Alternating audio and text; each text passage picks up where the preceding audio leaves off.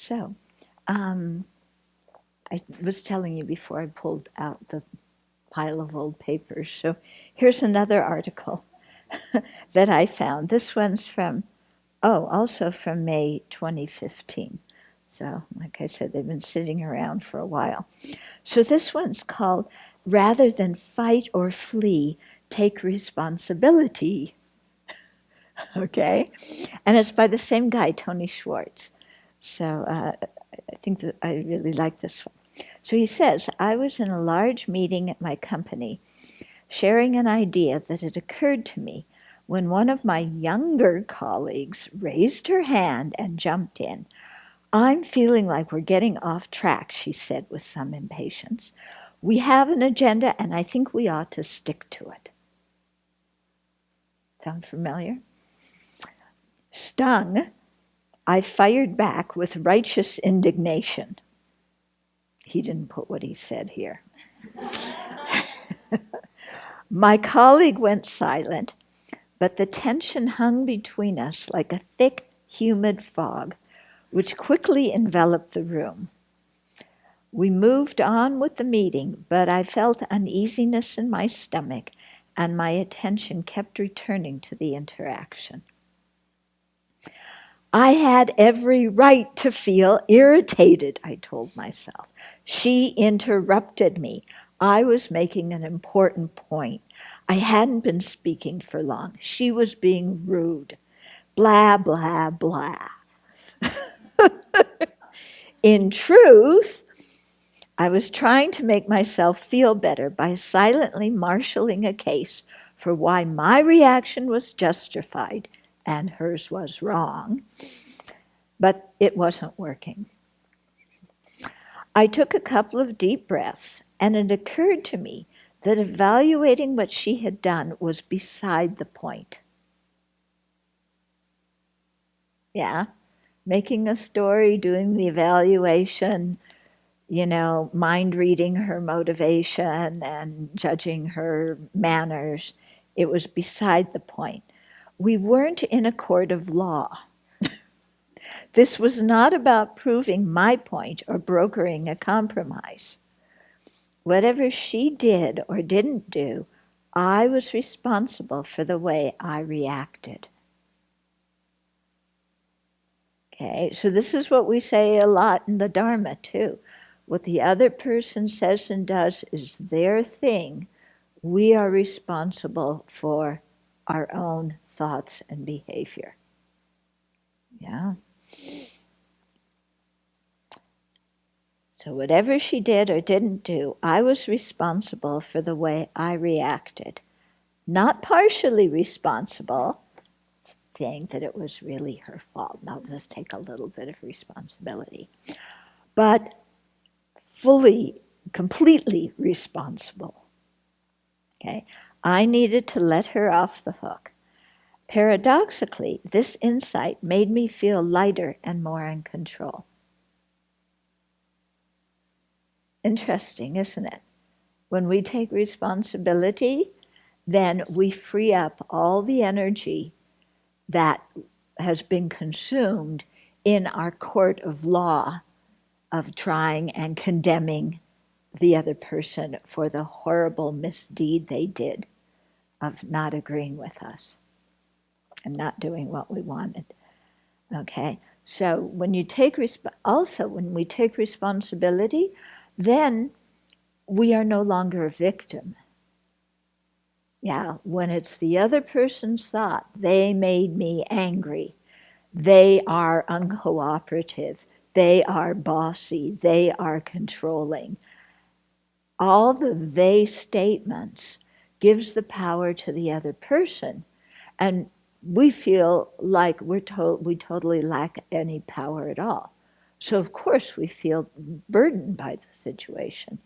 As soon as we accept responsibility for our mental actions, verbal actions, physical deeds, then there's something that we can do. We are no longer a victim. Yeah, we can actively do something. And the first thing to actively do is change our mind. Yeah, not figure out what to say to the other person, but to change our own attitude. How often in the course of a week at work or at home are your responses triggered by something someone else says or does? All the time? How often do you feel irritated, defensive, or silently resentful because you've had your time wasted, or you've been misunderstood, undervalued, or treated unfairly? How often?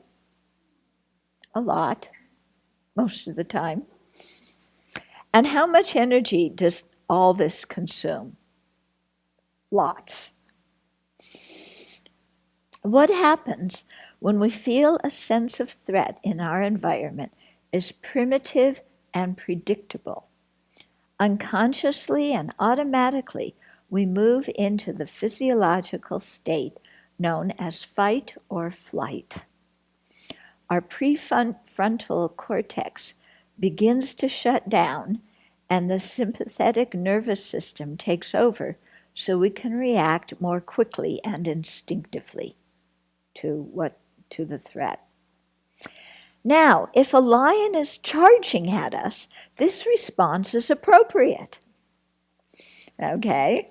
We need to get out of the way ASAP. Okay? But when the perceived threat is subtler and more subjective, as it nearly always is in modern life, we're still limited to the same zero-sum reactions once the prefrontal cortex shuts down and the sympathetic nervous system takes over, or in Buddhist terms, once we have an active afflictive mind and our common sense and intelligence shut down. Okay, we're still limited to the same two zero-sum reactions. We can attack in an effort to vanquish the threat. How many of you usually attack? Okay. Or retreat and feel like resentful victims. How many of you do that? How many of you do both? Okay. Neither reaction serves us well if we have to keep working and living with the people who sometimes trigger the response.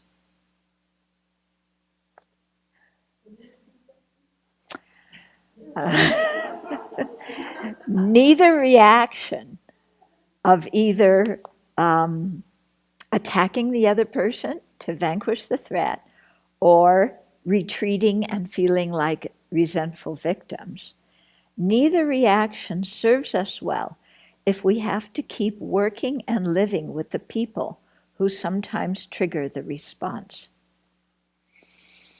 Yeah, because the people are going to do what they do, and as long as we have that button that's sticking out that says, "Don't push me," people are going to walk by, and the current of the air walking by will push the button, and we will explode. Yeah? Simply because we're in the presence of the other person. Especially when we have a mind that says, this person is bad, or disgusting, or rude, or bossy, or whatever it is. Yeah. Then everything they do gets filtered through that lens, and everything they do in our mind confirms our diagnosis, yeah, that they are, what is it?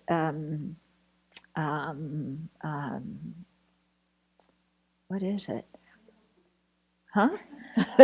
No, not just, no, we psychologically diagnose them, you know. We all become psychologists. They have, what? Yeah, borderline. They have borderline personality disorder. Yeah, they're psychotic because they're imagining something that isn't there. They're schizophrenic. They're also definitely paranoid.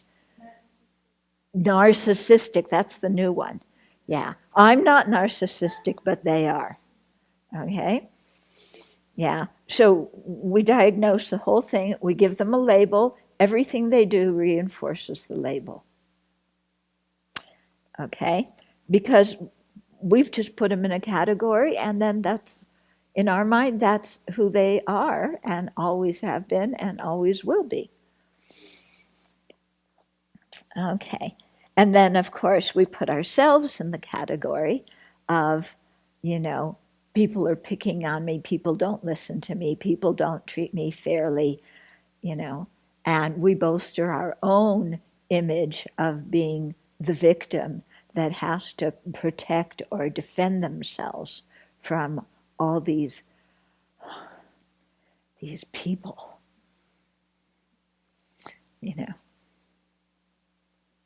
which when we go in the hall, the kind mother sentient beings, I am devoted to them and to attaining enlightenment for their benefit.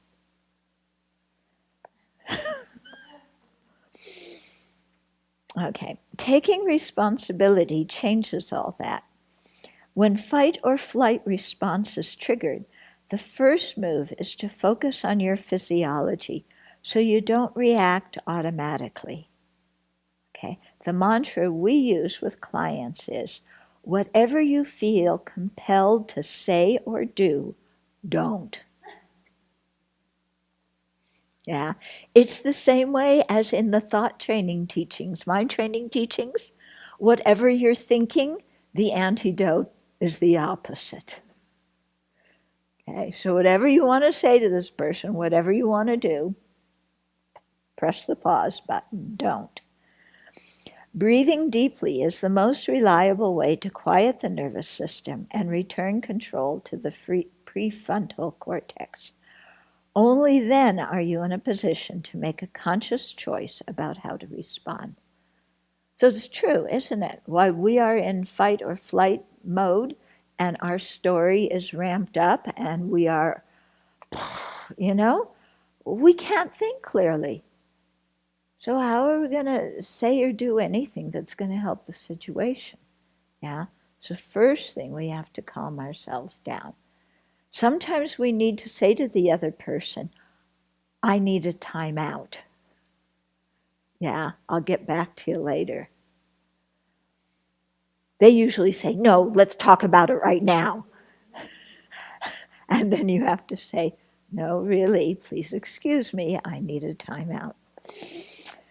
Okay. Almost invariably, the reaction is triggered when our sense of worthiness feels threatened. When our sense of who we are and our value as a human being feels threatened. They don't respect me, they don't appreciate me, they don't listen to me, they think I'm stupid.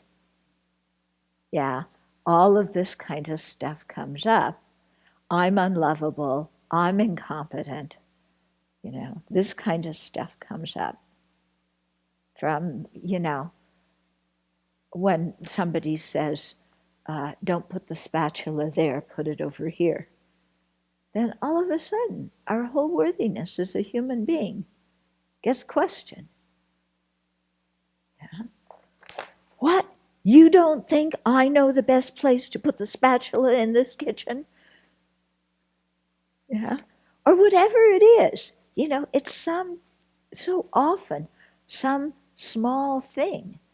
And we just, our sense of worthiness gets triggered. And, we're off in la la land in our own paranoid drama. I'm trying not to make this too long. Should I finish it tomorrow? Maybe I'll finish it tomorrow. How about that? Keep you in suspense.